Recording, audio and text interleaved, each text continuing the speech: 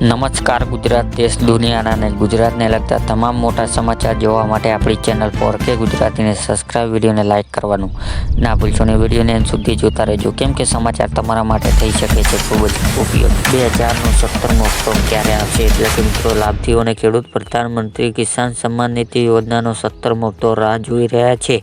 તે પીએમ કિસાન યોજનાનો 17મો હપ્તો મેના મહિના છેલ્લા સપ્તાહ રિલીઝ થઈ શકે છે। જો કે સરકાર દ્વારા હજુ સુધી તારીખ નક્કી કરવામાં આવી નથી મિત્રો, એટલે કે સામાન્ય રીતે એપ્રિલથી જુલાઈ વચ્ચે પીએમ કિસાન હપ્તો આવતો હોય છે। મોદીના રાજ્યમાં ખેડૂતને બે પાંદડે, એટલે કે દેશના ખેડૂતો અત્યારે રસ્તા પર ઉતરી આવ્યા છે અને તેમની તરફ દિલ્હી સુધી કૂચ કરવાની વાત ચાલી રહી છે મિત્રો। એટલે કે રિશ્તે એવી છે કે ખેડૂતોને રોકવા માટે પોલીસ ટીયર ગેસ છોડવા માટે, આ સિવાય જે રીતે પથ્થરોમારો કરવામાં આવી રહ્યા છે તેનાથી જમીન પરનો તણાવ ઓછો થવાના બદલે વધી હવે આ બધા વિવાદ વચ્ચે દરેકના મનમાં એક પ્રશ્ન છે કે શું ખેડૂત મોદી સરકાર કામ ખુશ છે? નોકરીની ગેરંટી, 1 લાખની સહાય, એટલે કે મહાલક્ષ્મી યોજના, મહિલાઓને આર્થિક રીતે મદદ કરીશું અને દરેક પરિવાર અને મહિલાના ખાતામાં વર્ષે 1 લાખ જમા કરીશું। એટલે કે મિત્રો, દરેક મહિલાના ખાતામાં 8,500 જમા કરીશું અને ગરીબી રેખાને બહાર નહીં આવે ત્યાં સુધી મદદ મળતી રહેશે। અને પહેલી નોકરી પક્કી યોજના, ગ્રેજ્યુએટ યુવાન મદદ મળશે અને યુવાને 1 વર્ષ સુધી સરકાર પાસેથી નોકરીની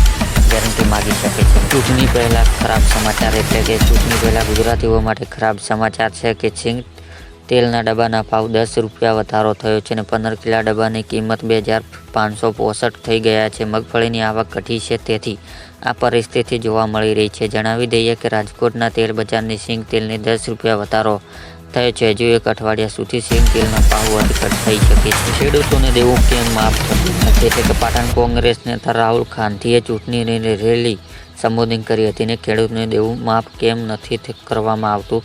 એટલે કે 22 લોકો પીએમ મોદી સાથે દોસ્તી છે અને 22 થી 25 લોકો હિન્દુસ્તાનના રૂપિયા કંટ્રોલ કરે છે મિત્રો। એટલે કે પીએમ ઈચ્છા છે કે 22 લોકોની સંપત્તિ 70 કરોડ ભારતીયો જેટલી છે। ખેડૂતોને મળશે 8,000નો હપ્તો, એટલે કે રાજસ્થાન સરકાર ખેડૂતની બજેટ રાહત આપે છે તે ભજનલાલ સરકાર બજેટની જાહેરાત કરી છે કે પ્રધાનમંત્રી કિસાન સન્માન નિધિ યોજના હેઠળ હવે 6,000ના બદલે 8,000 રૂપિયા વાર્ષિક આપવામાં આવે છે।